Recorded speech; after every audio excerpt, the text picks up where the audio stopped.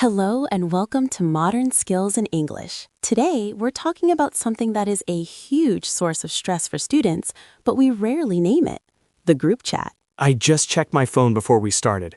157 new messages from one chat, and all I feel is guilt. Guilt that I haven't read them, guilt that I haven't replied.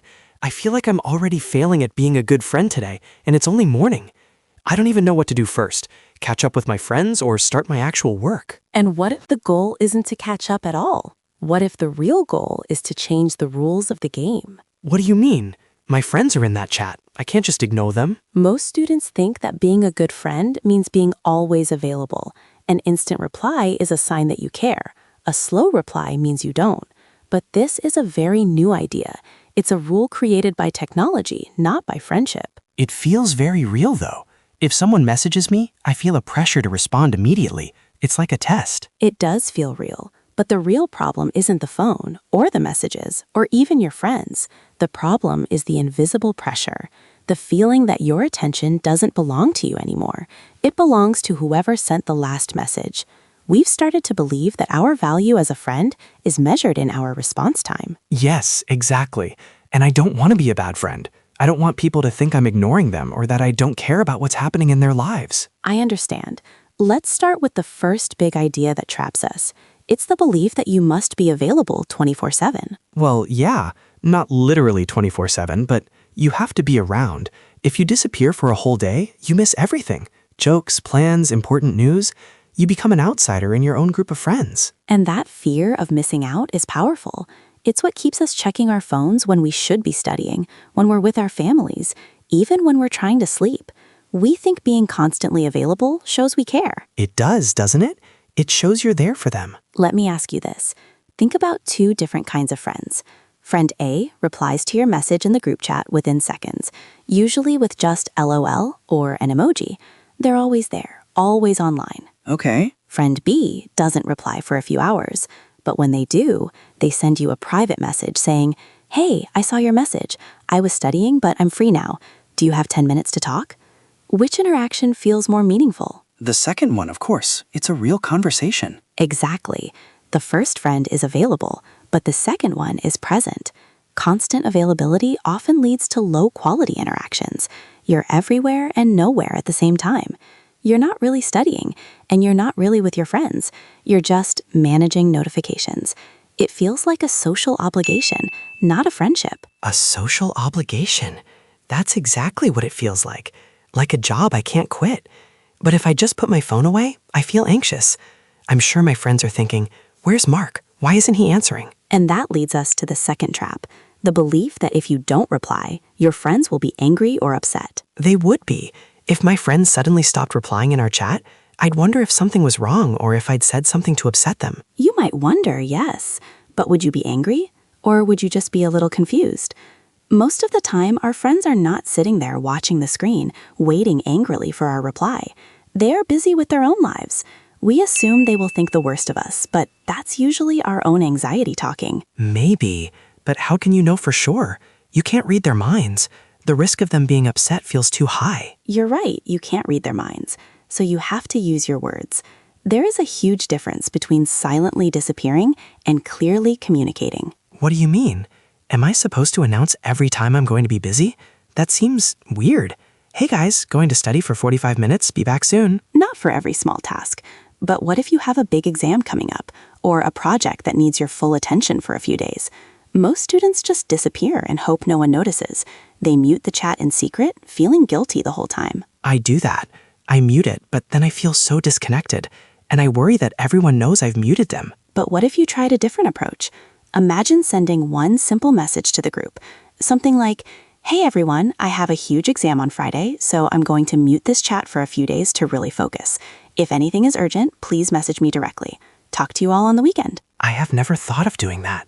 It feels so formal. Does it? Or does it feel clear and respectful? You are not abandoning your friends. You are communicating your needs.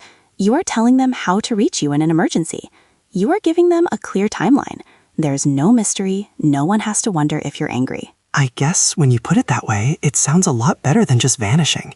It sets an expectation. Exactly. This brings us to the third big trap, The idea that muting a group chat is a rude or selfish act. It feels selfish, like I'm saying my time is more important than yours. Let's reframe that. Is it selfish to put your phone on silent when you go to the cinema? No, that's just normal. It's polite to everyone else there. And is it selfish to focus on the person you're having dinner with instead of checking your phone every 2 minutes? No, that's just being a good friend, being present. So why is it selfish to give your studies the same respect? Your study time is your cinema. Your deep work is your dinner with a friend. Muting a chat is not a rejection of your friends. It's a tool to manage your attention. It's a deliberate choice to be fully present in the task you have chosen. A deliberate choice. I like that. It doesn't sound like hiding or ignoring. It sounds powerful, like I'm in control. But it still feels hard. It is hard at first because we're breaking an unwritten social rule. But you're not just protecting your focus. In the long run, you're protecting your friendships from burnout. The friend who is exhausted and distracted from checking their phone 200 times a day is not a good friend. They are just a tired person trying to keep up. This all sounds good, Sarah. It really does. But if this is true, why do some people manage it all? My friend Anna is always online. She's part of every conversation, but she also gets top grades. She never seems to struggle with this. It feels like she can do both, so why can't I? That's a very important question. First, we rarely see the full picture. We see Anna's quick replies in the chat and her good grades on paper. We don't see if she's studying late into the night because her afternoons were fragmented. We don't see her private stress. We often compare our inner struggle with someone else's outer performance. That's true. I don't really know how she feels. And second, different people have different capacities for managing distraction. For some, a quick glance at a group chat is a minor interruption. For others, it completely breaks their concentration for the next 20 minutes. The goal is not to be like Anna. The goal is to find a system that works for you, a system that allows you to be both a good student and a good friend without sacrificing your mental health. A system? Yes, and it's built on the ideas we've discussed. Think of it as a simple cycle. First, instead of feeling a constant, undefined obligation to be online, you make a deliberate decision about when you need to focus. You decide when your cinema time is. Okay, so I decide I need to study from 2 p.m. to 5 p.m. without distractions. Exactly. Second, instead of just vanishing and letting your friends assume you're ignoring them, you communicate your plan. You don't ask for permission. You simply state your intention clearly and politely. In a way, you negotiate the terms of your availability. So that's the message. Hey, focusing for a few hours. Message me if it's urgent. Precisely. It's simple, it's clear, and third, that message does something very important. It allows you to reassure them and yourself that you still care. The message isn't, don't talk to me. The message is, I care about you, and I also care about this important task. Here's how to reach you if you truly need me. So it's not about ignoring my friends at all. It's about being honest with them and with myself about what I'm doing. Instead of trying to be half present all the time, I can be fully present some of the time. First in my studies, and then, when I'm done, I can be fully present with them. And which one is better for the friendship? The second one, being fully present. I'd rather have a real focused conversation with a friend for 20 minutes than exchange LOLs with them all day while I'm pretending to study. It's about quality over quantity. That applies to our work, and it applies to our relationships. We just forget that when our phones are buzzing. I guess my real obligation is to my own focus and well-being. If I manage that, I can be a better friend. I just need to learn how to negotiate my boundaries. And you can do it with kindness. You're not building a wall. You're just building a door and telling your friends where the doorbell is. A door. I like that. Muting the chat is like closing the door to my study room so I can concentrate. And sending that message is like putting a little sign on the door that says, studying for exams, please knock only if urgent. We'll be out at 5 p.m. What a perfect way to see it. It's a deliberate action. And with that one message, you reassure your friends. You don't need to assume they'll be upset because you've told them what's happening.